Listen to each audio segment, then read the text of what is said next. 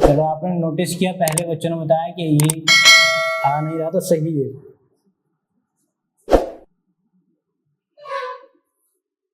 ठीक, तो आज हम पढ़ने वाले हैं वामपंथी उग्रवाद, लेफ्ट विंग एक्सट्रीमिज्म की, या इसको समाप्त करने की दिशा में उठाए गए कदम।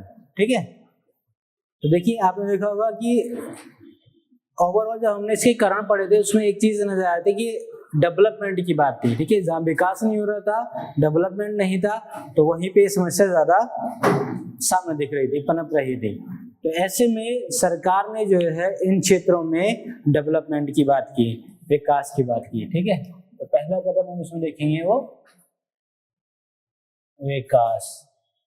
ठीक है,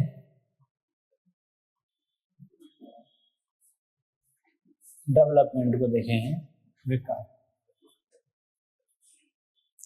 देखिए ऐसा माना जाता है कि विकास जो है, विकास से काफी हद तक जो है नक्सलवाद की समस्या पर नियंत्रण किया जा सकता है। डेवलपमेंट से काफी हद तक जो है नक्सलवाद की समस्या पर नियंत्रण किया जा सकता है। इसलिए भारत सरकार ने सामाजिक आर्थिक रूप से जो पिछड़े लोग हैं इस क्षेत्र के, उनके लिए कार्यक्रम चलाए। ठीक है, तो वो क्या क्या कार्यक्रम थे उन पर भी हम चर्चा करेंगे। ठीक, तो पहले ये देख लेंगे कि विकास से काफी हद तक नक्सलवाद की समस्या पर नियंत्रण किया जा सकता है। ठीक है, तो यह माना जाता है कि विकास से काफी हद तक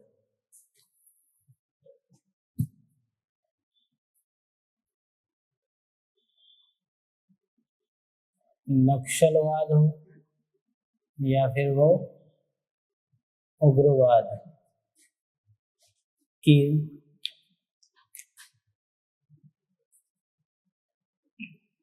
समस्या पर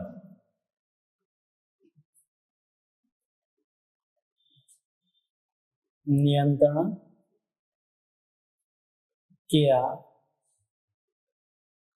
जा सकता है। ठीक है, इसलिए जो है भारत सरकार के द्वारा जो क्षेत्र के सामाजिक आर्थिक रूप से पिछड़े लोग हैं उनके लिए कार्यक्रम चलाए गए, योजनाएं चलाई गई। ठीक है, तो उनकी देखेंगे। इसलिए भारत सरकार द्वारा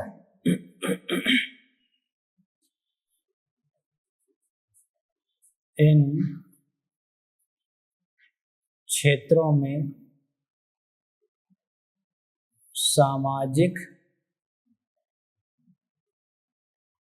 आर्थिक रूप से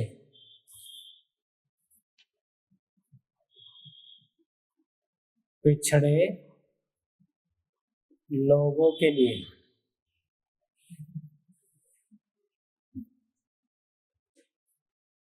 अनेक योजनाएं और कार्यक्रम चलाए गए। ठीक है, योजनाएं और कार्यक्रम चलाए गए। जैसे यहां लिख लेंगे, जैसे प्रधानमंत्री ग्राम सड़क योजना, इसको चलाया गया। प्रधानमंत्री ग्राम सड़क योजना, भाई आपके क्षेत्र में सड़क होगी तो आप के जो कभी दुर्गम रास्ते करते थे, ऐसे में क्या है आपका सफर आसान हो जाएगा, कम हो जाएगा और समय भी कम लगेगा, आपका बचेगा समय। ठीक है, और जब रास्ते बेहतर होंगे तो आप जो है फिर वो स्कूल वगैरह और स्वास्थ्य सेवाओं का भी लाभ उठा सकते हैं, शिक्षा व स्वास्थ्य संबंधी सेवाओं का आसानी से लाभ उठा सकते हैं। ठीक है, दूसरा राष्ट्रीय ग्रामीण स्वास्थ्य मिशन चलाया गया। राष्ट्रीय ग्रामीण स्वास्थ्य मिशन चलाया गया। ठीक है, तो ये स्वास्थ्य संबंधी सुविधाएं आपको मिल गई। तीसरा, शिक्षा की अगर बात करें तो सर्व शिक्षा अभियान चलाया गया। सर्व शिक्षा अभियान, देखिए किसी भी समाज को अगर हम मुख्य धारा में लाने की बात कर रहे हैं तो आप उस समाज को शिक्षित कीजिए, शिक्षा दीजिए। ठीक है, शिक्षा बहुत जरूरी है। फिर आपने देखा होगा इसमें जो पेयजल है उसकी भी समस्या थी, तो जैसे सरकार ने राष्ट्रीय ग्रामीण पेयजल कार्यक्रम चलाया। ठीक है, राष्ट्रीय ग्रामीण पेयजल कार्यक्रम,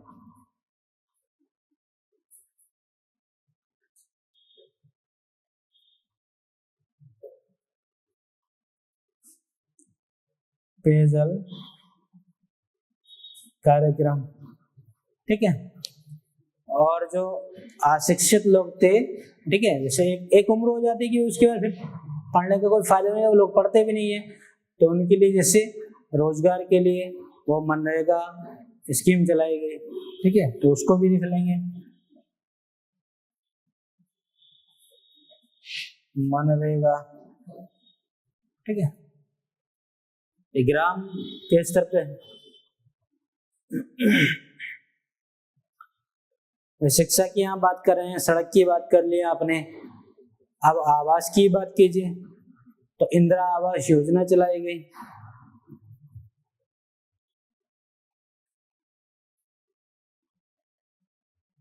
इंदिरा आवास योजना को भी चलाया गया। ठीक है, इंदिरा आवास योजना, घर बना दिया सरकार ने, सड़कें बना दी, स्वास्थ्य केंद्र बना दिए, स्कूल बना दिए, शिक्षा मिल गई। लाइट भी होनी चाहिए कि नहीं, लाइट तो जरूरी है। ठीक है, हाँ,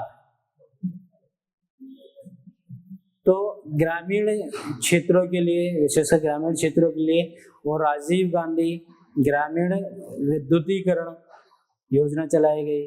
ठीक है,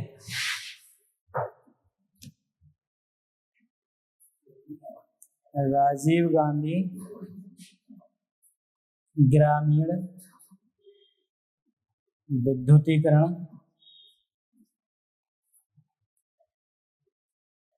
योजना चलाई गई। आपने देखा होगा कुछ समय में, अगर आपको याद हो, ठीक है, तो लगभग बात होगी 10 साल पहले की, 10-15 साल पहले की, आप देखोगे 10-12 साल पहले की बात है, तो गांव गांव जो है बिजली के खंभे लगे थे। ठीक है, और सिर्फ खंभे ही लगे थे। ठीक है, तार बिजली का कोई मतलब नहीं था। वो किस योजना के तहत लगे थे? और राजीव गांधी ग्रामीण विद्युतीकरण योजना के तहत लगे थे। ठीक है, सफेद हाथी हो गए थे। अस्पताल आपने देखा होगा, गांव गांव जो है स्वास्थ्य केंद्र बना दिए गए थे, और सिर्फ बने थे स्वास्थ्य केंद्र, ना उसमें डॉक्टर था, मरीज तो क्या होगा फिर। तो कुल मिला के ये आप देखोगे कि सफेद हाथी साबित हुए थे। सफेद हाथी मतलब कुछ करना न धरने वाली स्थिति। ठीक है, क्योंकि सिर्फ जो है आपने एक स्ट्रक्चर बना के खड़ा कर दिया।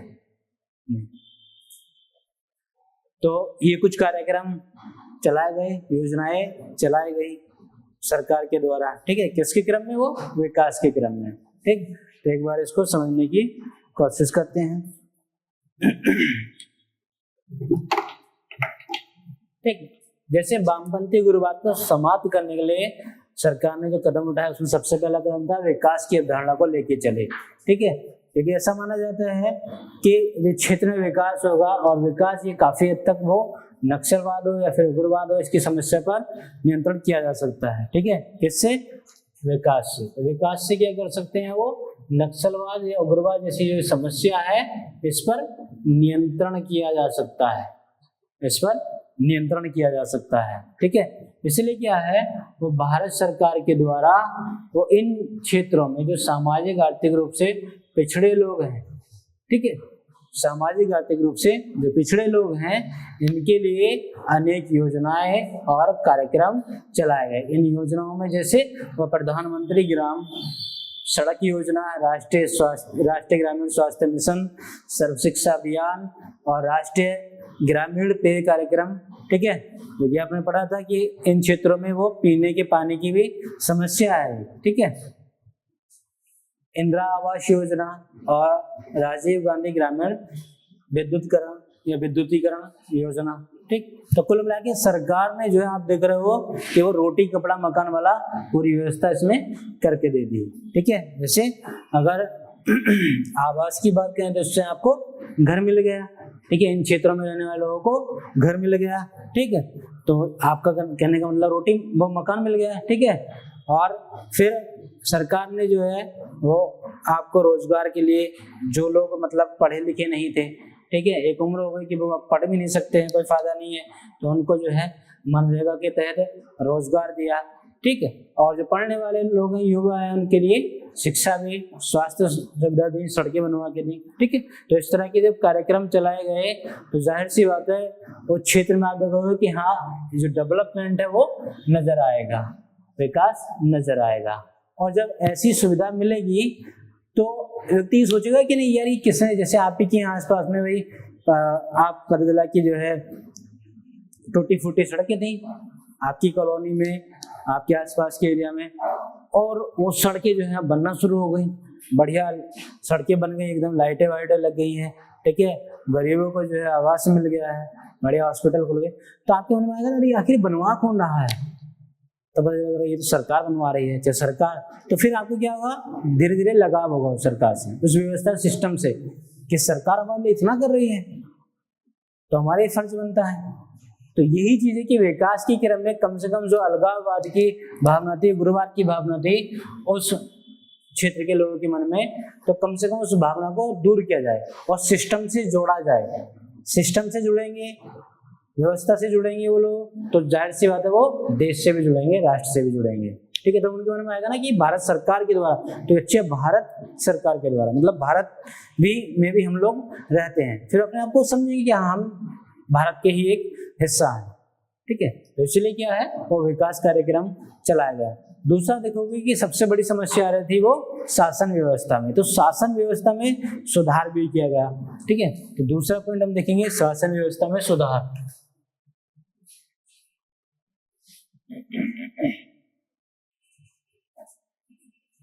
शासन व्यवस्था में सुधार की बात करेंगे।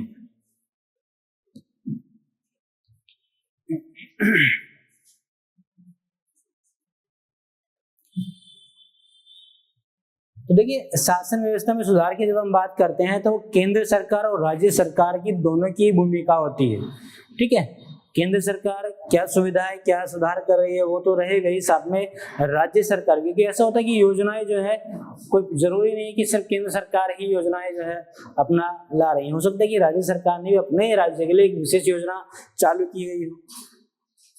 तो ऐसे में क्या है, वो केंद्र सरकार और राज्य सरकार ने वो शासन व्यवस्था में सुधार करने के लिए कई योजनाएं और अधिनियम भी लाए।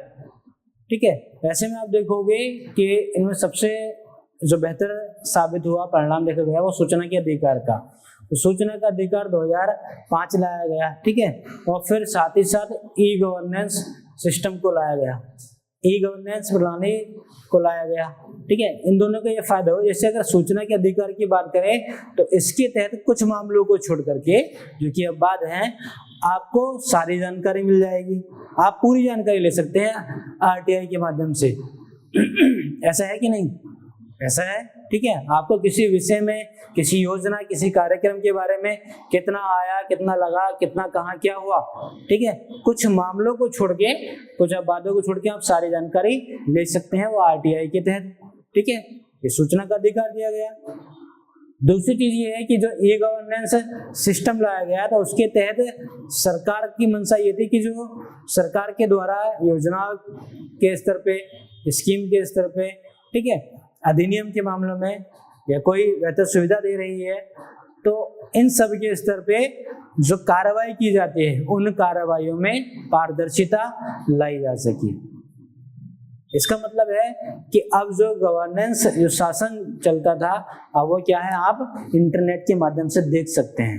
जैसे आपने किसी सुविधा के लिए अप्लाई किया, आप उसका स्टेटस भी जान सकते हैं कि क्या कार्रवाई हो रही है, इसमें क्या चल रहा है मामला, आपको सारा इंटरनेट पे दिखेगा। ऐसे में जो भ्रष्टाचार वाला मामला है, जो बिचौलिए थे, मुनाफाखोर थे, उनकी भूमिका कम होगी कि नहीं? वो कम हो जाएगी, ठीक है। और जिसको वास्तव में लाभ मिलना था, जो वंचित था, उसको लाभ मिलेगा, उसको लाभ मिलेगा। तो क्या है, वो सरकार ने शासन व्यवस्था में सुधार किए, ठीक है। जैसे सरकार ने शासन व्यवस्था में सुधार की अगर बात करें तो अनेक योजनाएं और अधिनियम को लाया गया। जैसे आप देखोगे, एक तो सूचना का अधिकार, राइट टू इंफॉर्मेशन, ठीक है, आरटीआई, सूचना का अधिकार, ये 2005 में लाया गया, ठीक है। सूचना का अधिकार लाया गया। इस सूचना के अधिकार से लोगों को ये अधिकार मिल गया कि कुछ अपवादों को छोड़कर सभी जानकारियां हासिल की जा सकती हैं। इसके तहत क्या था,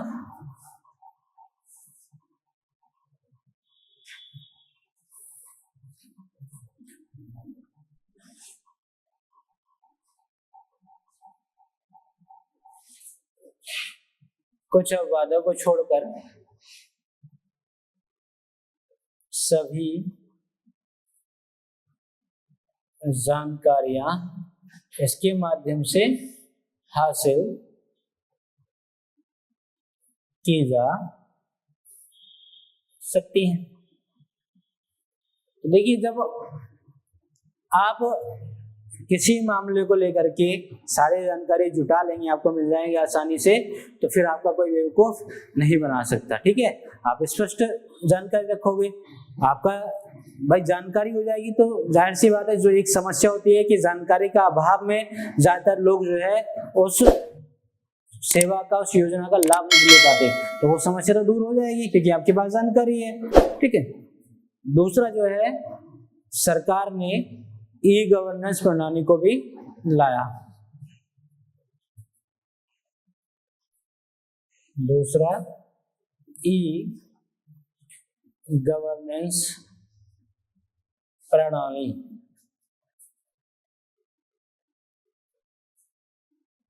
ई गवर्नेंस सिस्टम को लागू किया, लाया गया। ई गवर्नेंस सिस्टम से ये फायदा होता है कि जैसे कोई योजना हो, स्कीम हो, इन सब में क्या कार्रवाई हो रही है उसमें पारदर्शिता लाई जा सकती है, ठीक है। तो कार्रवाइयों में पारदर्शिता इसके माध्यम से लाई जा सकती है। तो इसके तहत कार्रवाइयों में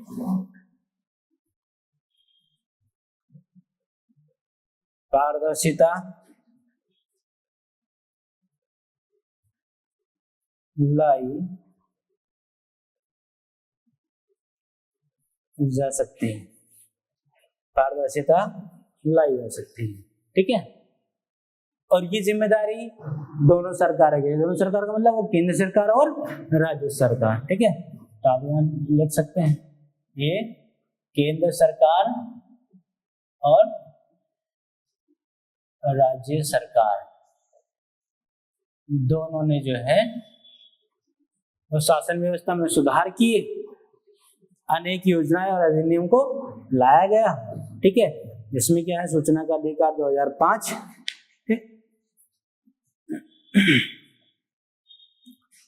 तो एक बार इसको समझ लेंगे, ठीक। तो जैसे सरकार मतलब वो केंद्र सरकार और राज्य सरकार, ठीक है, दोनों ने ही एक पहल शुरू की। इन्होंने, केंद्र सरकार और राज्य सरकार ने शासन व्यवस्था में सुधार करते हुए वो अनेक योजनाओं को और अधिनियम को लाया, ठीक है। अनेक योजनाओं और अधिनियम को लाया गया। जैसे इसमें सूचना का अधिकार, इस सूचना के अधिकार ने एक अहम भूमिका निभाई। इसके माध्यम से क्या होता है कि कुछ मामलों को छोड़ के वो सभी जानकारी आप हासिल कर सकते हैं। ठीक है, तो चाहे वो किसी योजना के बारे में हो, किसी सरकारी स्कीम के बारे में हो, उसके बारे में आपको जानकारी मिल जा रही है, ये तो बेहतर चीज है, अच्छी बात है। दूसरा ये है कि चलो आपको जानकारी मिल गई, फिर आपने अगर योजना का लाभ लेना चाहा और उसके लिए आप जो है पात्र भी हैं, ठीक है, अप्लाई किया और आपको आखिर पता ही नहीं चला कि क्या हो रहा है हमारे मामले में, हमको लाभ मिलेगा भी नहीं, ठीक है, ऐसे भ्रष्टाचार को बढ़ावा मिला था। तो सरकार ने ई गवर्नेंस प्रणाली को लाया। इसके तहत क्या हुआ कि जो कार्रवाई होती है उसमें पारदर्शिता आएगी। इंटरनेट के माध्यम से अब सारी सुविधाएं आपके पास हैं। जैसे आप शॉपिंग करते हो ना, ऑनलाइन शॉपिंग में आप ऑर्डर करते हो, ठीक है, फिर वो ऑर्डर रिसीव होता है, आपको सारा दिखता है कि नहीं, अब आपका ऑर्डर रिसीव हो गया, ठीक है, अब वहां से ऑर्डर चला, ठीक है, और इतने समय में आपके पास आ जाएगा, स्टेटस दिखाता रहता है, अभी यहाँ पर है, अब एक्सेप्टेड है कि नहीं है, सब चीज दिखाता है। फिर जब आपके पास डिलीवर्ड हो गया, ठीक है, तो ऐसी ई गवर्नेंस सिस्टम में भी यही प्रोसीजर है।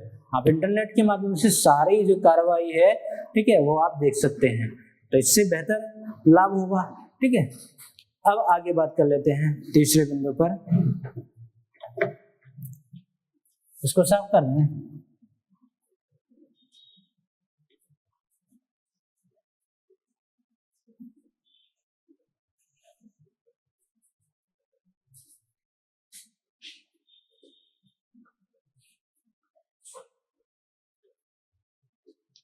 देखिए, सरकार अगर सुविधाएं देना भी चाह रही है क्षेत्र में, सबसे बड़ी जो मुद्दा सामने आता है वो सुरक्षा का आता है। ठीक है, अगर सरकार इनको सुविधाएं सेवा दे रही तो तीसरी जो बात आती है वो सुरक्षा की आती है।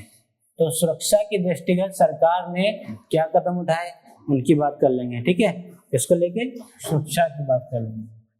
तो तीसरे में हम सुरक्षा की बात करेंगे। ठीक है,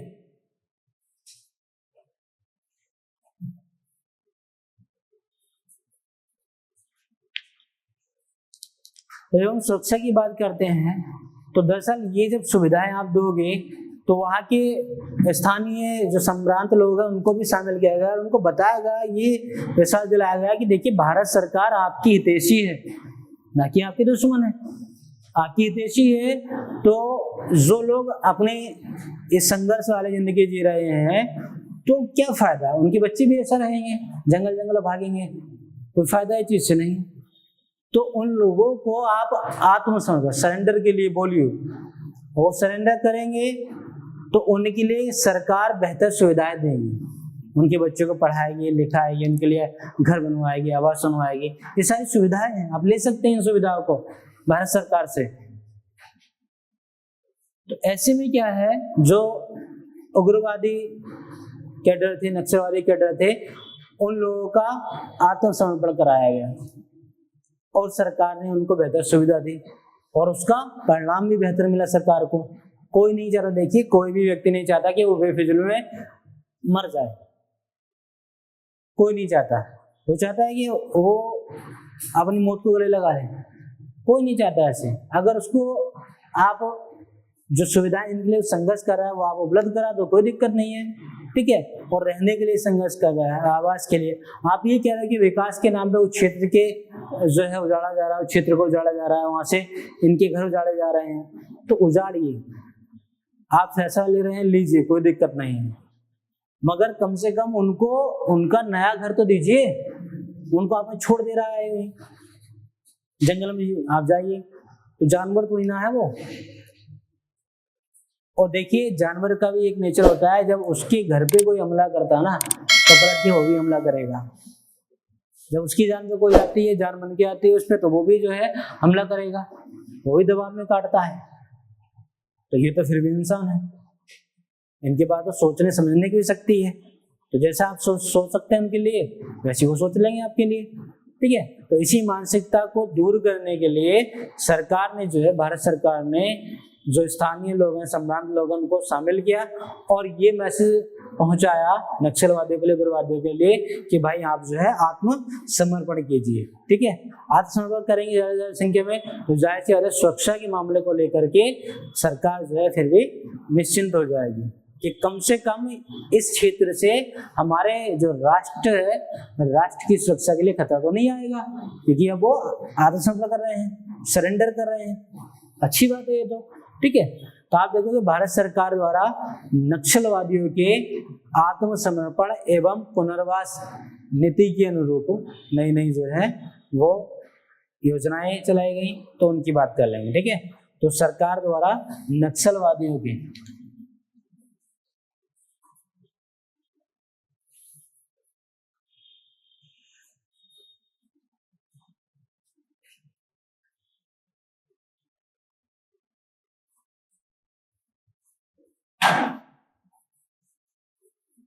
सरकार द्वारा नक्सलवादियों के समर्पण एवं पुनर्वास नीति के अनुरूप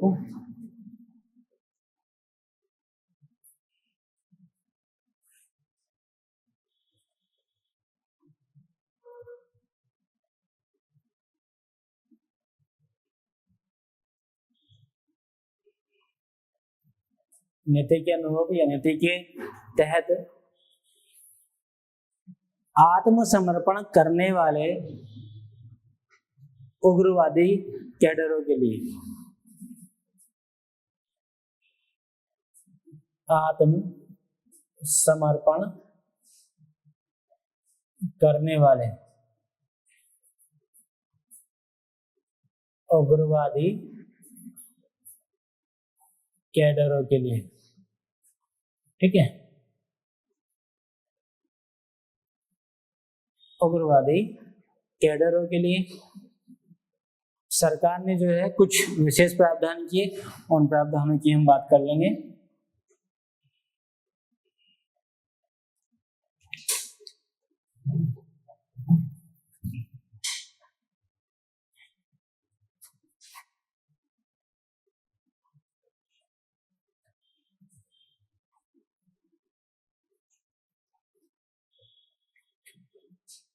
जैसे जो वहाँ के उग्रवादी कैडर हैं, अगर वो आत्मसमर्पण करते हैं तो सरकार उनके लिए विशेष कोष, स्पेशल फंड का भी प्रावधान करती है, उपलब्ध कराती है। विशेष कोष, विशेष कोष को भी उपलब्ध कराया गया।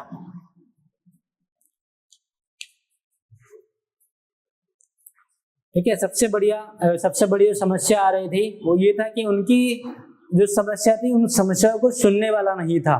ठीक है, सुशासन का अभाव था, उनकी समस्याओं को सुनने वाला नहीं था। तो जब उनकी समस्याओं को सुनने वाला नहीं था, देखिए जब आपकी समस्या को सुनेगा नहीं तो फिर क्या करोगे, आप खुद से फैसला लोगे कि तो मेरी बात को सुन ही नहीं रहा, मेरी समस्या को सुने, तो फिर आप खुद ही फैसला लोगे। ठीक है, तो ऐसे में क्या है, सरकार ने देखा कि भाई इनकी समस्या सुनने के लिए भी जो है हमें एक व्यवस्था करनी चाहिए।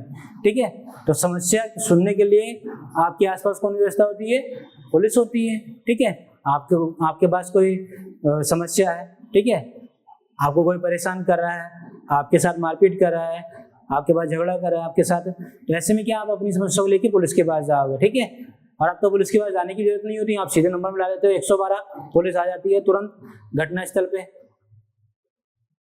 ऐसे में क्या है, आपकी समस्या सुनी जा रही है, और जब समस्या सुनी जाएगी तो आप जो है उस व्यवस्था से जुड़ोगे कि नहीं, लगाव रहेगा आपका, सरकार से जुड़ोगे।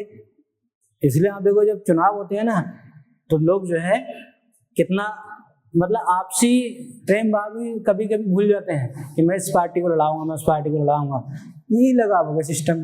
ठीक है, देखिए ऐसा नहीं करना है। ठीक है, एक सिस्टम को बनाना है, ना कि सिस्टम को लेकर के झगड़ा करना। ठीक है, तो अलग बात हो जाती है। फिलहाल ये चीज है कि अगर आपको सुविधा मिले तो आप उस सिस्टम से जुड़ेंगे। तो ऐसे में क्या है, उनकी समस्याओं को सुनने के लिए सरकार ने सामुदायिक पुलिस व्यवस्था की। ठीक है,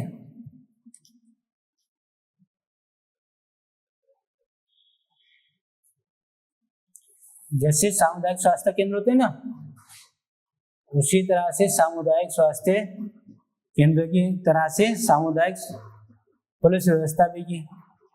ठीक है, इसका मतलब है कि जो छोटे छोटे एरिया है, क्षेत्र है, वहाँ पे बीट बनाए गए, बीट चौकी, पुलिस चौकी, रिपोर्टिंग चौकी, इस तरह से बनाए गए, थाने बनाए गए। मतलब आपको किसी तरह की समस्या ना हो, जो समस्या है तो आप सीधे पुलिस के पास जाइए।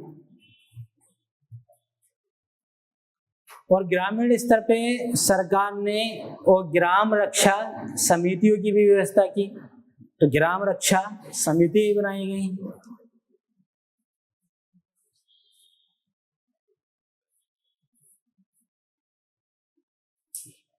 समितियों की भी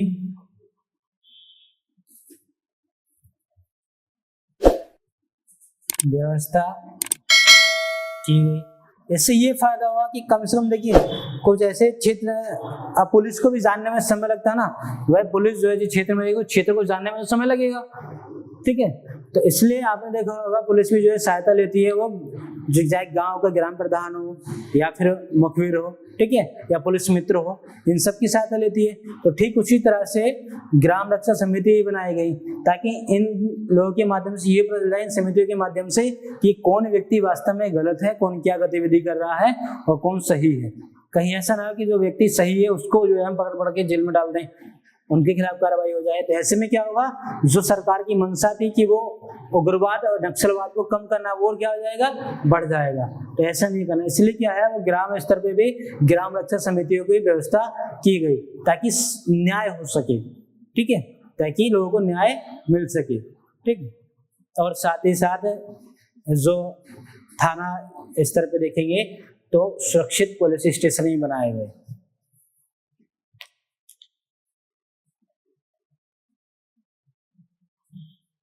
सुरक्षित पुलिस स्टेशन, इससे दोनों का फायदा हुआ। देखिए क्या था कि भाई उस क्षेत्र के बारे, दुर्गम क्षेत्र है, उस क्षेत्र के बारे गुरिल्ला पत्ती को इस्तेमाल करते हैं उस युद्ध के लिए वहां के लोग, तो जो नक्सलवादी हैं, उग्रवादी हैं। अब पुलिस क्या है, उस क्षेत्र के बारे में इतनी जानकारी नहीं रखती थी, तो पुलिस की न जाने कितने हमारे सुरक्षा बलों के पुलिस के जवान शहीद हुए। ऐसे में क्या है, पुलिस की खुद की भी तो सुरक्षा होनी चाहिए, तो पुलिस की खुद की सुरक्षा होगी तब वो किसी को सुरक्षा देंगे। तो ठीक उसी तरह से सुरक्षित पुलिस स्टेशन ही बनाए गए, ठीक है। हम तो आपकी सेवा में हैं हमेशा सदैव तत्पर, आप भी जो है सरकार से सुविधा मिले कि भाई सुरक्षित पुलिस स्टेशन होंगे, ठीक है, और ताकि बेहतर सुविधा मिल सके, लोगों को बेहतर न्याय मिल सके, ठीक। तो ये कुछ कदम थे जो सरकार के द्वारा चलाए गए थे उग्रवाद को समाप्त करने के, ठीक है। तो एक बार इसको समझने की कोशिश करेंगे। तो सुरक्षा की दृष्टिगत अगर हम देखें तो सरकार ने जो है, सरकार के द्वारा वो नक्सलवादियों या उग्रवादियों के समर्पण एवं पुनर्वास की नीति के अनुरूप एक कौन सी नीति चलाई गई, समर्पण एवं पुनर्वास नीति, इस तरह से क्वेश्चन आ जाते हैं, ठीक है। तो समर्पण एवं पुनर्वास नीति चलाई गई, इसके अनुरूप या इसके तहत जो है, जो आत्मसमर्पण करने वाले हैं, ठीक है, सरेंडर करने वाले जो उग्रवादी कैडर है, ठीक है, जैसे कैडर बना दी, टोलियां बना दी गई, कैडर को टोलियां बना दी गई, ठीक है। तो अगर वो समर्पण आत्मसमर्पण करना चाहते हैं, सरेंडर करना चाहते हैं कि भाई ठीक है, हम अगर सरकार हमसे ये वादा कर रही है, ये सुविधा देंगी, तो हमें कोई दिक्कत नहीं है, हम आत्मसमर्पण कर रहे हैं। और ये विश्वास जो है वहाँ के स्थानीय सम्राट लोगों ने सरकार उनसे मिली कि भाई जो है आप सहयोग कीजिए, उन्होंने किया भी सहयोग। और आप देखोगे आज के समय में जो है कई उग्रवादी कैडरों ने आत्मसमर्पण भी किया और वो इसी योजना का लाभ भी ले रहे हैं, सरकार की योजना का लाभ भी ले रहे हैं। तो ऐसे में क्या है, जो उग्रवादी कैडर है जिन्होंने आत्मसमर्पण किया, उसके लिए सरकार ने विशेष प्रावधान किए, जैसे और विशेष कोष की व्यवस्था की, ठीक है, स्पेशल फंड उनके लिए रखा, ठीक है, उनके लिए भाई अगर वो आत्मसमर्पण कर रहे हैं तो कहीं ठिकाना दीजिए, उनको रहन बसेरा तो होना चाहिए, ठीक है। तो उसके लिए पैसे की तो जरूरत है, कोष की जरूरत है, विशेष कोष की व्यवस्था की गई। साथ ही साथ जो है अगर सुरक्षा की बात करें तो अगर उनकी समस्या कोई नहीं सुनेगा तो कैसे बात बनेगी, समस्या सुने उनके लिए क्या है, वो पुलिस व्यवस्था की गई, ठीक है। इस पुलिस व्यवस्था के साथ साथ वो ग्राम रक्षा समितियों की व्यवस्था की गई। इससे ये फायदा हुआ कम से कम पुलिस को ये जो है लाभ मिल जाएगा कि जो व्यक्ति अगर गलत है तो उसको सजा मिले, जो व्यक्ति सही है उसको सजा ना मिले। कहने का मतलब ये है कि कम से कम न्याय हो, अन्याय तो बिल्कुल नहीं, ठीक है, तो न्याय हो। और अगर आपकी समस्या उस क्षेत्र के लोगों की समस्या पुलिस सुन रही है तो पुलिस के लिए भी सरकार ने क्या किया, वो सुरक्षित पुलिस स्टेशनों को बनाया गया, ठीक है। तो ये कुछ कदम थे। आगे देखेंगे कि जो वामपंथी उग्रवाद है या नक्सली हिंसा है, तो इन हिंसा पर नियंत्रण के लिए, इन हिंसा पर नियंत्रण पाने के लिए सरकार ने, भारत सरकार की क्या प्रयास रहे, उन प्रयासों की बात कर लेंगे, ठीक है। ये समस्या है, इस पे नियंत्रण पाने के लिए सरकार ने क्या प्रयास किए, ये समझ रहे हैं। ये तो था कि उग्रवाद को समाप्त करने की दिशा में क्या कदम उठाए। अब ये उग्रवाद नक्सलवाद है, ठीक है, उग्रवाद और नक्सलवाद की समस्या है, इसके द्वारा जो हिंसा की जाती है उस हिंसा को कंट्रोल करने के लिए सरकार ने क्या प्रयास किए, ये हिंसा कंट्रोल हो, नियंत्रण में आए, ठीक है। उन प्रयासों की बात कर लेंगे। तो साफ कर दे रहे हैं।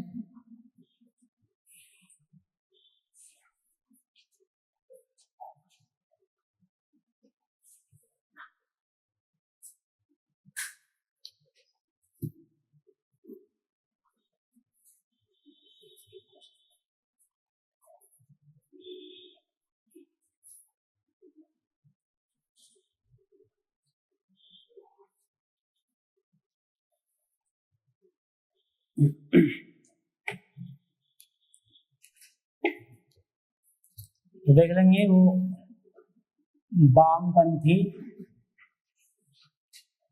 उग्रवाद और क्या हो, नक्सली हिंसा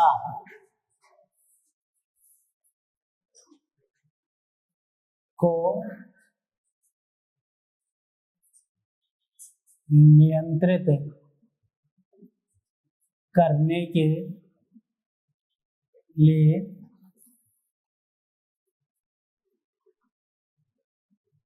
भारत सरकार के प्रयास, इन प्रयासों की बात कर लेंगे, ठीक है।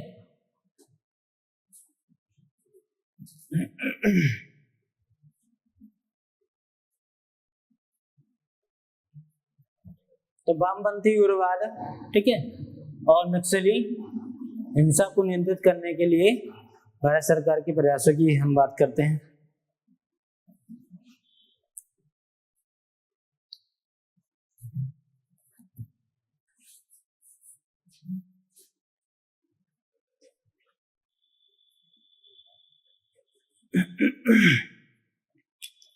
तो सबसे पहले भाई ये जो नक्सलवाद है, उग्रवाद है, तो उग्रवादी और नक्सलवादी से बचने के लिए ऐसा तो नहीं है कि वो जो है अपना तीर कमान से फाइट करते होंगे, वेपन्स होंगे अच्छे, और गुरिल्ला युद्ध पद्धति में तो वो माहिर है।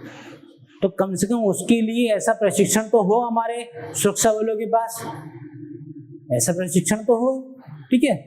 और कम से कम जो है ऐसा प्रशिक्षण होगा, उनसे बेहतर प्रशिक्षण होगा तो तभी जो है ऐसी हिंसा को रोका जा सकता है। और पता चला कि हमारे जो पुलिस की सुरक्षा बलों के जवान, उनके पास प्रशिक्षण ही नहीं है बेहतर, तो ऐसे में क्या सामना कर पाएंगे उनका, नहीं कर पाएंगे, तो नियंत्रण की बात कहीं नहीं बनेगी, ठीक है। तो सरकार ने सबसे पहले तो वो एकीकृत कमांड का गठन किया। इसमें क्या है, वो एकीकृत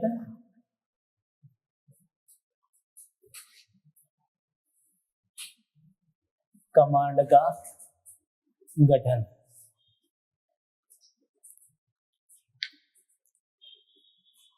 एकीकृत कमांड का गठन, जैसे इसमें क्या है, विभिन्न पुलिस फोर्सों के आला अफसर को शामिल किया गया, ठीक है, जो बेहतर अपना पुलिस ऑफिसर रहे उनको शामिल किया गया। उससे क्या है कि कम से कम जब बेहतर पुलिस आला अफसर रहेंगे, ऑफिसर रहेंगे, तो निर्णय भी बेहतर लेंगे। कमांड का मतलब वो फिर आदेश ही बेहतर देंगे, ठीक है, निर्णय लेंगे, फैसले बेहतर लेंगे, त्वरित लेंगे, तो ऐसे ऑफिसरों की जरूरत रही। तो इसी गठन में जो एकीकृत कमांड गठन है, इसमें ऐसे ही हमारे पुलिस के आला ऑफिसर रहते हैं, ठीक है, वो अलग अलग सुरक्षा बलों के ऑफिसर रहते हैं, ठीक है। तो एक गठन का निर्माण किया गया, गठन किया गया एकीकृत कमांड का, ठीक है। अगर क्षेत्र की बात करें तो वो छत्तीसगढ़, पश्चिम बंगाल, झारखंड, उड़ीसा, छत्तीसगढ़, पश्चिम बंगाल, झारखंड और उड़ीसा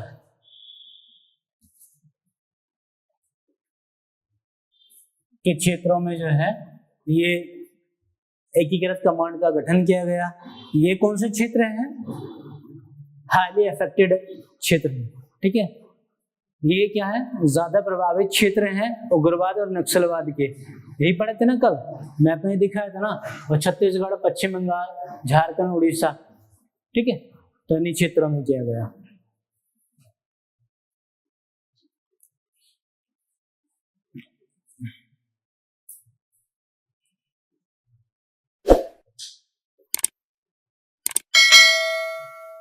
दूसरा जो है, सरकार ने सिविल एक्शन प्रोग्राम को चलाया। दूसरा सिविल एक्शन प्रोग्राम, देखिए सरकार ये भी जान रही थी कि देखिए अगर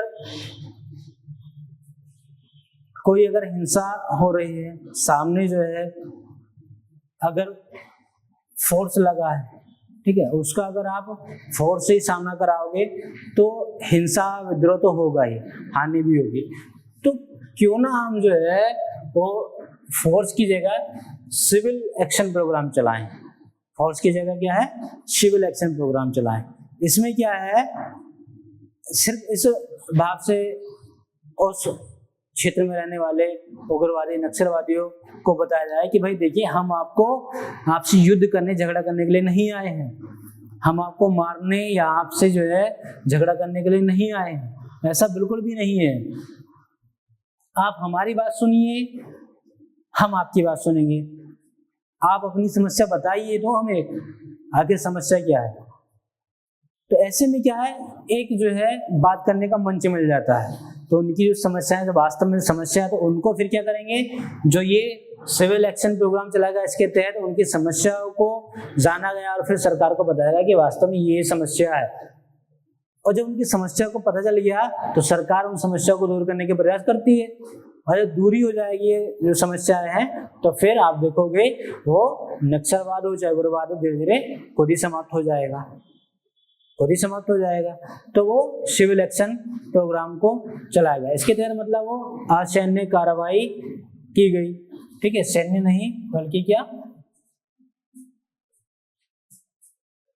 असैन्य कार्रवाई की गई, असैन्य कार्रवाई की गई। और इसके लिए जो CAPF है, ठीक है, CAPF को वित्तीय अनुदान जारी किया जाता है। इसके लिए CAPF को वित्तीय अनुदान, फाइनेंशियल ग्रांट जारी की जाती है।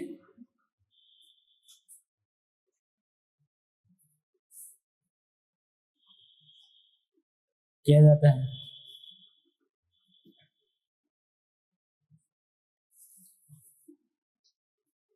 CAPF वही जो केंद्रीय सशस्त्र पुलिस बल, ठीक है, CRPF की बात नहीं कर रहे हैं, ये CAPF की बात कर रहे हैं अभी, ठीक है। को वित्तीय अनुदान जारी किया जाता है, और किसके तहत? सिविल एक्शन प्रोग्राम के तहत। आपने कई ऐसे मामले देखे होंगे कि पुलिस जो है अपना जो नक्सलवादी है, उग्रवादी हैं, उन लोगों से बात करने के लिए गई, फौरन बात करने के लिए गई कि भाई आप जो है बात की समस्या तो बताइए, और पुलिस को ही घेर लिया और फिर मार दिया।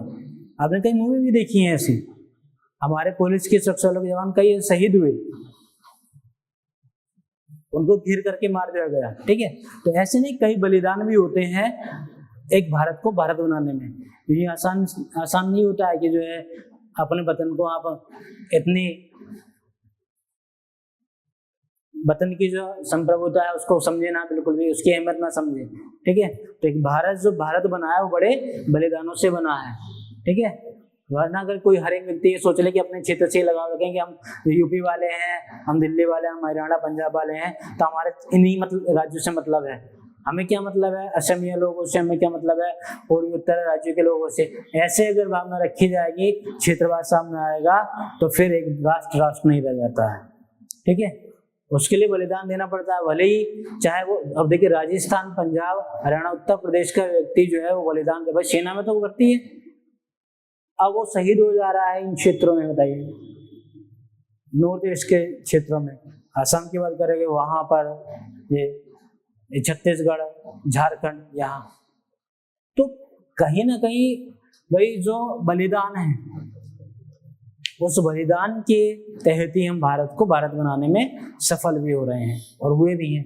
ठीक है, तो जैसे ही हमारे सैन्य कार्रवाई के तहत काफी शहीद जो है जवान जो है वो शहीद भी हुए हैं, उनका बलिदान भी दिया गया है, तो समस्या तो आती है। पर ये तो ना कि सरकार जो है अपना पीछे हट जाए या हम लोग जो है पीछे हट जाएं, ऐसा बिल्कुल भी नहीं है। ठीक है, समस्या सबके सामने आती है। ठीक, तीसरे हम अगर योजना की बात करें तो वो सुरक्षा संबंधी व्यय योजना, खर्च योजना आप कह सकते हैं। तो सुरक्षा संबंधी खर्च योजना, सुरक्षा संबंधी व्यय योजना भी ये सरकार के द्वारा चलाई गई। इसमें क्या है कि जिम्मेदारी सिर्फ हमारी ये नहीं है कि जो उस क्षेत्र में हमारे तैनात सुरक्षा बल के जवान है, पुलिस के जवान है, तो क्या हम उनके लिए कुछ बेहतर नहीं करें, उनको विशेष सुविधा ना दें? बिल्कुल देनी चाहिए, वरना कौन जाएगा ऐसे मरने के लिए, कौन भर्ती होगा? कोई भर्ती नहीं। सिर्फ आप ये कह दें कि चलो भाई आप जो है पक्के हिंदुस्तानी, आप सेना में भर्ती हो जाइए, और आपको वेतन के नाम पे अच्छा वेतन नहीं दिया जाएगा, आपको 10,000 रुपये महीना का मिलेगा, 20,000 रुपये महीना का मिलेगा, तो कोई मरने के लिए जाएगा? उनको सम्मान भी दीजिए, बेहतर वेतन भी दीजिए, तब पुलिस का जवान और सुरक्षा बलों का जवान तैयार होता है। उनको ये विश्वास दिलाइए कि आप अगर सरहद पे हैं तो आपके परिवार की रक्षा सरकार कर रही है, उनके परिवारों के लिए भी आप बेहतर सुविधा दीजिए। और जब ये सुविधा मिलेगी तो क्यों ना फिर जो है अपने कर्तव्यों को अच्छी तरीके से निभाएगा। तो वही चीजें सरकार ने भी जो सुरक्षा संबंधी व्यय की योजना बनाई, इसमें दरअसल जो सुरक्षा बलों के जवान हैं उनके बीमा, उनके प्रशिक्षण, और जैसे ऑपरेशन चलाते हैं, ठीक है, ऑपरेशन संबंधी जो रिक्वायरमेंट्स हैं, उनसे संबंधी जो खर्च हैं, व्यय हैं, उनके लिए धनराशि दी जाती है सरकार के द्वारा। तो ये तो अच्छी बात है। जो हमारे सुरक्षा बलों के जवान हैं उनके बीमा के लिए, उनके प्रशिक्षण के लिए और उनके ऑपरेशन रिक्वायरमेंट से संबंधित खर्च के लिए धनराशि दी जाती है। ठीक है, अपने पास उन्होंने खर्च करेंगे भाई वो। ठीक है, तो ये सरकार की बेहतर स्कीम रही। तो इसमें क्या है, आप देखोगे सुरक्षा बलों के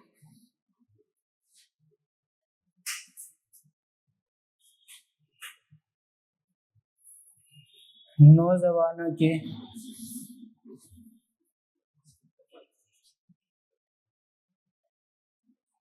बीमा, प्रशिक्षण व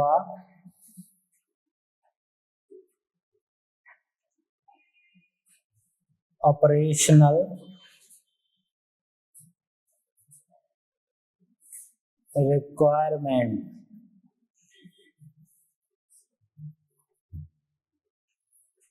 संबंधी व्यय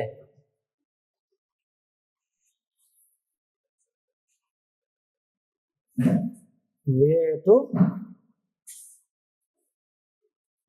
धनराशि प्रदान की जाती है। ठीक है, व्यय हेतु धनराशि प्रदान की जाती है। ठीक है, ऑपरेशनल रिक्वायरमेंट, हिंदी में इसको प्रचालनात्मक आवश्यकताएं बोलते हैं, प्रचालनात्मक आवश्यकताएं। तो आप लोग इंग्लिश में लिख देंगे, देवनागरी में लिख देंगे, कोई बात नहीं है। ठीक है,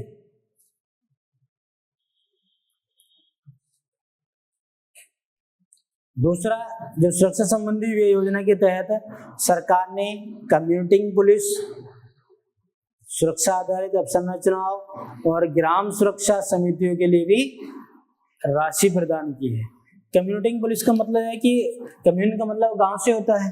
ठीक है, तो जो ग्रामीण स्तर पे जो पुलिसिंग है उसके लिए, और अभी आपने देखा कि जो ग्राम समिति है उसके लिए, तो कम्युनिटी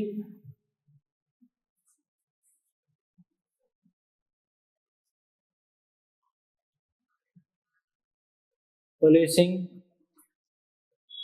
ग्राम समितियों, ठीक है, के लिए धनराशि प्रदान की जाती है, धनराशि प्रदान की जाती है। ये भी अच्छी बात है।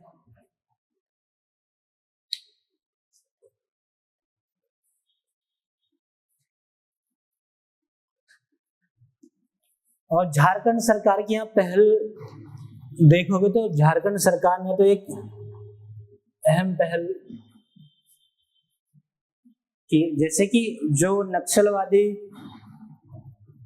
लोग हैं, कैडर, तो अगर वो आत्मसमर्पण करते हैं तो उनके लिए झारखंड सरकार ने उनके पुनर्वास के लिए वो पुलिस में भर्ती के लिए भी अपना योजना चलाई कि वो भी जो है पुलिस में भर्ती हो सकते हैं। तो इससे तो फायदा होगा, अच्छी चीज है।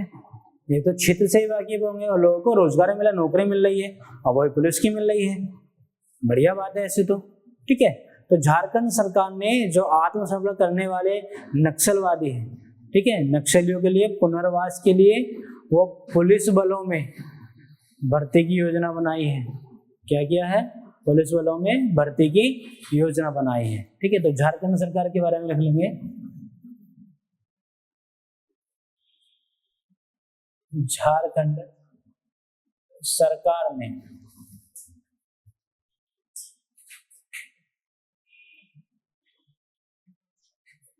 आत्मसमर्पण करने वाले नक्सलियों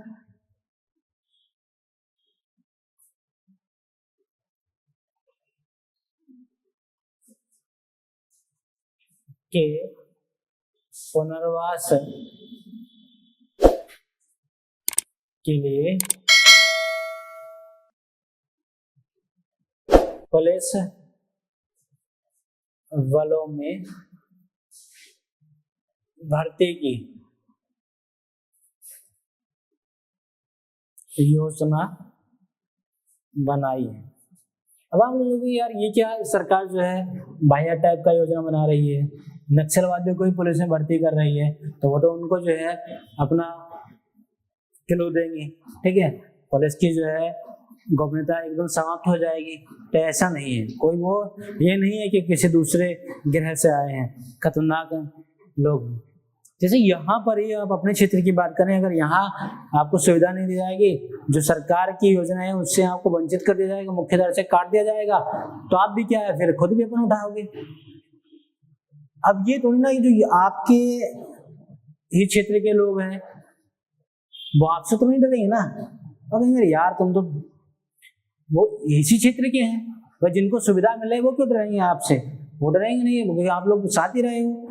और उन जो सम्रांत लोग हैं उन्हीं को साथ में लेके ये प्रयास किए जा रहे हैं सरकार के, वो बताते हैं कि हाँ ठीक है। जैसे आप देखोगे आपके गांव में जो है अगर कोई अब तो खैर ऐसे लोग हैं नहीं, वरना आप कुछ समय पहले की बात देखोगे तो आपके गांव में भी बाहुबली टाइप के होंगे, एक का बाहुबली, जिससे जो है पुलिस भी डरती है। ठीक है, मतलब डरने की बात नहीं है, अब तो बाबा है तो उसकी बात नहीं कर रहे, मतलब ऐसे आपने देखा होगा कुछ साल पहले, 10-15-20 साल पहले, कि आपके गांव में बाहुबली होंगे, उससे लोग डरते हैं। ठीक है, पूरा क्षेत्र में नाम होगा, और आपके मोहल्ले के हैं, आपके मोहल्ले, आप वहाँ जो है आप बचपन में खेल कूद के जा रहे हैं, उसके घर जा रहे हैं, सब लोग बैठ रहे हैं उसके घर, आपको डर नहीं लग रहा है, उसके असले बारूद से आप खेल रहे हैं खिलौने की तरह, आपको डर ही नहीं लग रहा है। जो चीज से अनजान है उनको डर लग रहा है।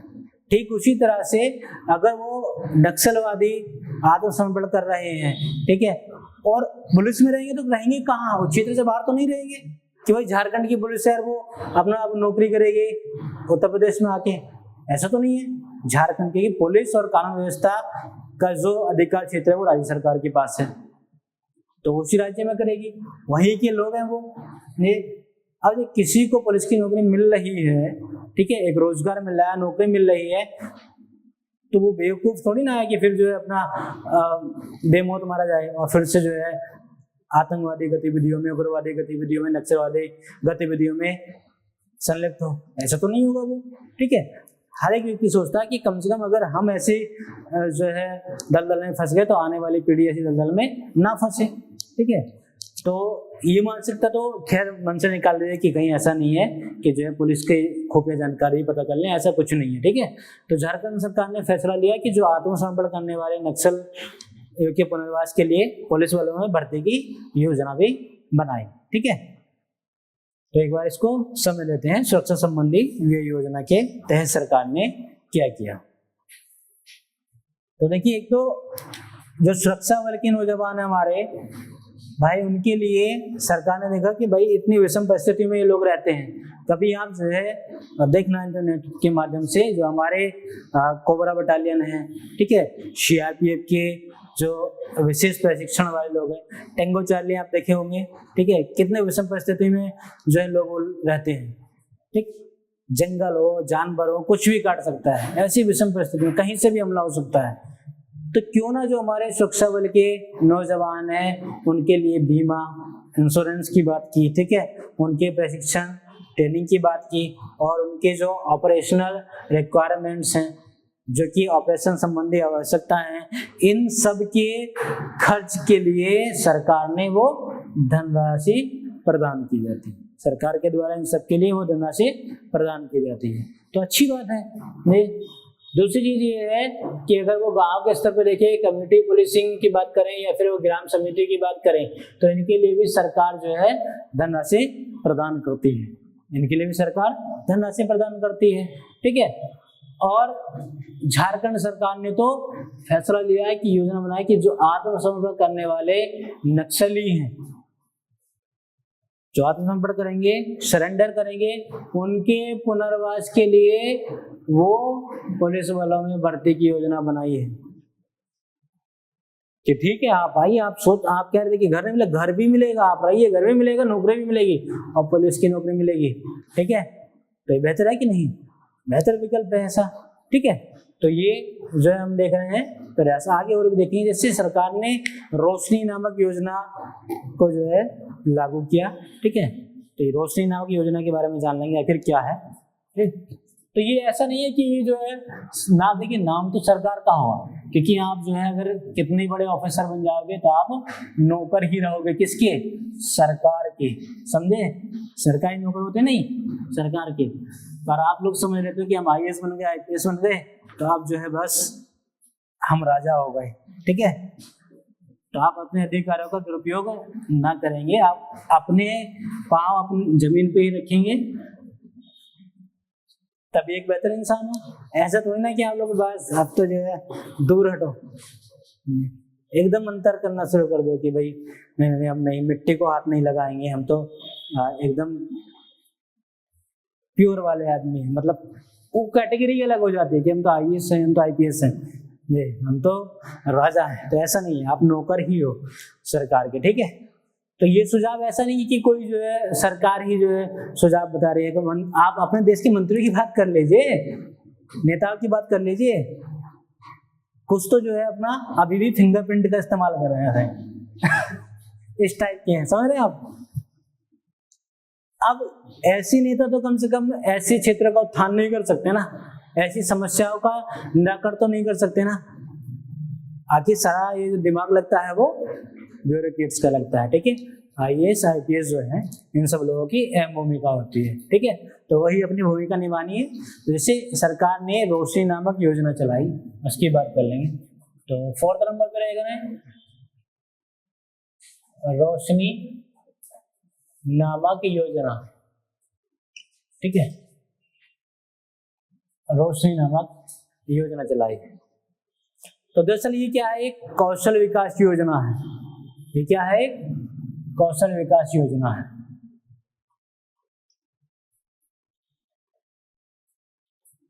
स्किल डेवलपमेंट प्रोग्राम है, स्कीम है, योजना है, ठीक है। अब आप समझ रहे हैं कौशल विकास योजना, स्किल का नाम आ गया। तो इसके उद्देश्य की अगर बात करें तो जो ग्रामीण युवा हैं उन युवाओं को प्रशिक्षित करना है, ठीक है। तो ग्रामीण के उद्देश्य की अगर हम बात करें तो वो ग्रामीण युवाओं को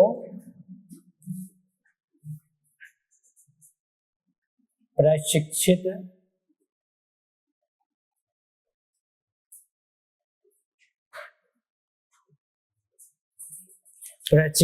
कर, ठीक है। ग्रामीण युवाओं को प्रशिक्षित कर उन्हें दक्ष बनाना है, ठीक है। उन्हें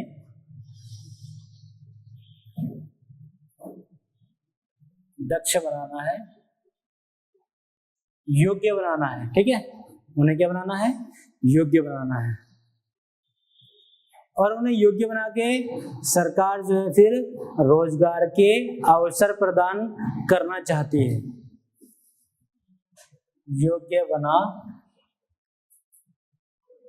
कर सरकार जो है वो रोजगार के अवसर प्रदान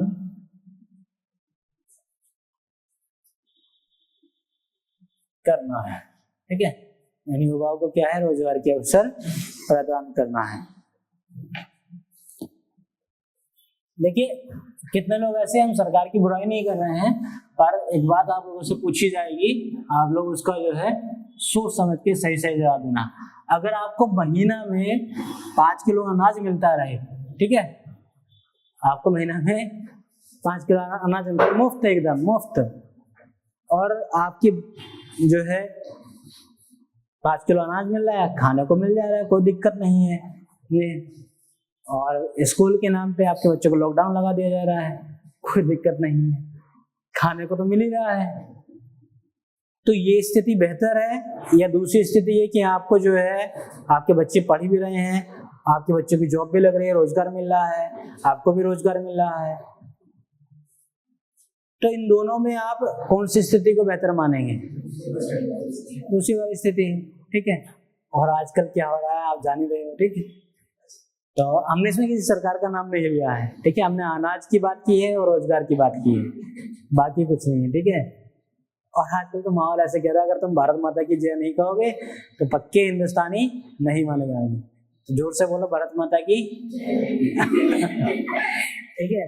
तो सभी लोग जो है इसमें शामिल हैं, ठीक।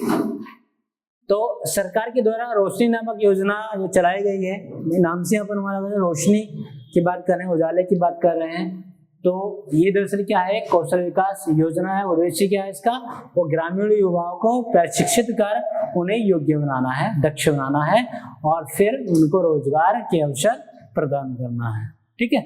योजना समझ में आ गई। आगे देखते हैं grey hound force. Grey hound force,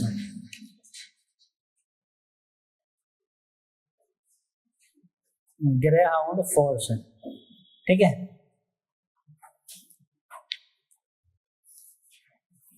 तो दरअसल इस फोर्स का गठन वो आंध्र प्रदेश में किया गया, ठीक है, आंध्र प्रदेश में। तो आप देखोगे आंध्र प्रदेश में वो माओवाद विचारधारा को सही पनपा वो उग्रवाद सामने आता है। तो ऐसे में क्या है, एक आईपीएस रहे व्यास, एस की या के एस व्यास कोई ऐसी नाम है, तो आईपीएस मुझे आप लास्ट के लिख लीजिए, ठीक है, आईपीएस व्यास। तो इन्होंने दरअसल आंध्र प्रदेश में ग्रेहाउंड फोर्स का गठन किया। इसमें क्या किया गया कि जो पुलिस के जवान थे और पुलिस के जवानों को उन्होंने 3 साल तक जो है ट्रेनिंग दी। पुलिस के जवान थे, 3 साल तक फिजिकल ट्रेनिंग दी, और वो ट्रेनिंग जो है दरअसल एनएसजी कमांडो की तरह दी गई। आप समझ रहे हो पुलिस वालों को एनएसजी कमांडो की ट्रेनिंग दी गई, और लगभग अपने समय में 3000 पुलिस वालों को जो है एनएसजी कमांडो के बराबर ट्रेनिंग दी गई। अब इससे फायदा ये हुआ कि जो पुलिस की एक शारीरिक शक्ति थी वो भी बढ़ी, ठीक है, फिट रहे लोग ये पुलिस की, और बेहतर प्रशिक्षण मिला। 3 साल का आपको ट्रेनिंग मिल रही है एनर्जी की, शरीर में फुर्ती रहेगी एकदम। तो ऐसी जो जब गतिविधियां होंगी उग्रवादी नक्सलवादी जो हिंसा होगी, उन पे आप बेहतर, मतलब पुलिस ही इतना कंट्रोल कर लेगी, बाकी सुरक्षा वालों की तो अर्धसैनिक वालों की जरूरत ही नहीं पड़ेगी। तो ये कर देखा है एक आईपीएस एस की या के एस व्यास है उनके द्वारा आंध्र प्रदेश में, और इसका बेहतर परिणाम भी मिला, इसका बेहतर परिणाम भी मिला। तो जब ऐसी पुलिसिंग होगी तो क्यों ना बेहतर परिणाम मिलेंगे।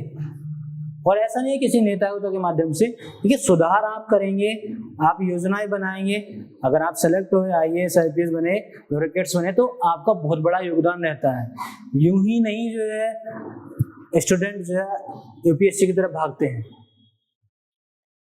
यूं ही नहीं इसके प्रति जो है इतना रुझान रहता है लोगों में कि बनना है तो आइए, बचपन से आगे खुली नहीं, क्या बनेंगे, आईएएस बनेंगे, जानता नहीं है आईएएस क्या होता है, मतलब वो आईएएस बोलता नहीं, आईएएस नहीं बोलता, आईएएस बनेंगे ठीक है, इस तरह के बात बचपन से रुझान रहता है बच्चों में कि हाँ बनना ये है, आईएएस बनना है। उसकी माँ भी बोल देते कि आईएएस बनना है। तो ऐसे ही नहीं होता कि जो है आप आईएएस आईपीएस बनोगे तो कुछ नहीं करोगे, बहुत कुछ कर सकते हो आप अपने समाज के लिए। और इसी जो ग्रेहाउंड फोर्स से आंध्र प्रदेश में वो काफी हद तक नक्सलवाद और माओवाद जैसी गतिविधियों पर लगाम लगाने में सक्षम हुए। ठीक है, आगे आप देखोगे वो कमांडो बटालियन की बात करें तो कमांडो बटालियन को या कोबरा बटालियन का भी गठन किया गया। ठीक है, कमांडो बटालियन और वो कोबरा बटालियन का भी गठन किया गया। ठीक है, इनका भी गठन किया गया। दरअसल ये कमांडो कोबरा बटालियन जो है वो सीआरपीएफ की, ठीक है, केंद्रीय reserve police force, central reserve police force की ही एक विशेष इकाई है, स्पेशल यूनिट है। ठीक है, किसकी, सीआरपीएफ की एक विशेष इकाई है। ठीक है, सीआरपीएफ की ही एक विशेष इकाई है। ये जो हमारे कमांडो बटालियन होती है, कोबरा बटालियन होती है, दरअसल इनकी जो ट्रेनिंग होती है वो कुछ इस तरह से होती है कि जैसे गुरिल्ला युद्ध पद्धति को इनको सिखाया जाता है। ठीक है, इनको जो प्रशिक्षण दिया जाता है विशेष रूप में वो गुरिल्ला युद्ध पद्धति में प्रशिक्षित इनको किया जाता है। ठीक है, तो किसमें किया जाता है, वो गुरिल्ला युद्ध पद्धति में प्रशिक्षित है। ये जो विशेष इकाई है वो क्या है, गुरिल्ला युद्ध पद्धति में प्रशिक्षित है। ठीक है, टेंगो चार्ली में इन्हीं की भूमिका दिखाई गई है। गुरिल्ला युद्धपद्धति क्यों इसमें इनको ट्रेनिंग दी गई? क्योंकि आप देख रहे हो नक्सलवादी उग्रवादी इसी पद्धति का इस्तेमाल करते हैं। ठीक है, तो देखो जैसे आप करोगे वैसे हम जो, तो इससे क्या होगा, आप ये तो देख रहे हैं कि सरकार के ऐसे प्रयासों से वो कहीं ना कहीं नक्सली हिंसा हो या फिर वो वाम पंथी उग्रवाद हो, नक्सली हिंसा हो, इनको क्या कर सकते हैं हम, नियंत्रित कर सकते हैं। कर सकते हैं कि नहीं? नियंत्रित कर सकते हैं। ठीक है, नियंत्रित कर सकते हैं। अब थोड़ा सा हम नॉर्थ ईस्ट की राज्यों की तरफ चलेंगे। ठीक है, जैसे वो आसाम की अगर समस्या की बात करें तो आसाम में आप देखोगे दरअसल आसाम के क्षेत्र जो हमारे नॉर्थ ईस्ट के क्षेत्र हैं वहाँ की भी अपनी अलग समस्या। देखिए भारत जो विविधताओं का देश है, ये तो आप सब लोग जान ही रहे हो। तो आसाम की एक तो समस्या ये है कि जो बांग्लादेश से लोग अपना शरणार्थी वो आसाम के क्षेत्र में चले गए, नॉर्थ ईस्ट के क्षेत्रों में चले गए। तो ऐसे में क्या हुआ, जो वहाँ के लोकल के व्यक्ति हैं उनकी अर्थव्यवस्था पे और सामाजिक स्तर पे प्रतिकूल प्रभाव पड़ा। जैसे यहाँ से गरीब अपना लोग गए, जैसे आपने कुछ समय पहले देखा होगा कि आपके बिहार जो है एक पिछड़ा क्षेत्र रहा, काफी पिछड़ा क्षेत्र रहा, अब तो फिर भी बेहतर स्थिति में मान के चलिए। तो आपने 10-15 साल पहले देखा होगा कि आपके आसपास आपके क्षेत्रों में भी बिहारी लोग काम करने के लिए आते थे। ठीक है, और ऐसे ऐसे लोग थे कि वो खाने पे ही काम कर देते थे, सिर्फ भोजन उनको मिलता रहे, और अगर आप कोई त्योहार वगैरह आया, त्योहार पे उनके घर जो है कुछ पैसे भिजवा दीजिए। ठीक है, कुछ पैसे भिजवा दीजिए, तो पूरे साल वो पूरे, कुछ तो लोग ऐसे रहे कि पूरी जिंदगी यहीं काट दी, ऐसे लोग रहे। तो ठीक उसी तरह से बांग्लादेश से भी वो शरणार्थी आसाम के क्षेत्रों में चले गए। अब वहां पे क्या है, सस्ते श्रम में उन्होंने काम किया, तो जो वहाँ के लोग हैं उनको श्रम मिलने में फिर दिक्कत आ गई। भाई एक व्यक्ति 300 रुपये दिहाड़ी पे काम कर रहा है, एक कह रहा है बाबूजी हम 100 में कर देंगे आपका काम, तो 100 वाला को लेंगे कि नहीं? तो ये समस्या आई, ये विद्रोह आया सरकार के प्रति कि भाई आप जो है इस पे लगाम क्यों नहीं लगाते, इनको भेजिए जहां से आए हैं, एक तो हमारे यहाँ के है ही नहीं। और दूसरी चीज ये है कि एक समस्या ये आती है कि ये लोग नॉर्थ ईस्ट के ये मानते हैं कि हमारे ऊपर जो है भारतीय जो राष्ट्रीयता है वो जबरदस्ती थोपी गई है। क्योंकि उनके रहन सहन की अगर बात करें तो वो ज्यादातर मिलता जुलता, वो उधर तिब्बत वाला एरिया, चीन, उधर म्यांमार ये वाला एरिया जाता है। ठीक है, उससे मिलता जुलता है। तो ये लोग कहते हैं कि हमारे ऊपर जबरदस्ती थोपी गई है, ये ऐसा भ्रम पाले रखते हैं। तो ऐसे में सरकार को बड़ा खतरा रहता है कि कहीं ऐसा ना हो कि ये लोग जो है विद्रोह कर दें। तो इसलिए क्या है, हमारी सरकार भी एक बेहतर कदम उठाती है, इन लोगों के मन में अलगाववाद की भावना ना हो, आतंकवादी गतिविधियां पैदा ना हो, इस क्षेत्र में उग्रवाद की भावना ना जागे। तो ऐसे में इन लोगों को मुख्य धारा में लाने का प्रयास करती है। ठीक है, और जैसे काफी लोग, जैसे आपने एक विलन का नाम सुना होगा, डेनी जानते हो ना, कातिया को जानते हो कि नहीं? हाँ, तो कातिया कहाँ के रहने वाले हैं? कहाँ के? नेपाल के हैं, और इसी नॉर्थ ईस्ट के एरिया के रहने वाले हैं। ठीक है, तो ऐसे लोगों को क्या है कि ये लोग भी साबित कर बताते हैं कि भाई देखो आप भी जो है मुख्यधारा से जुड़ सकते हैं, बस आप ये आप जुड़ना नहीं चाहते।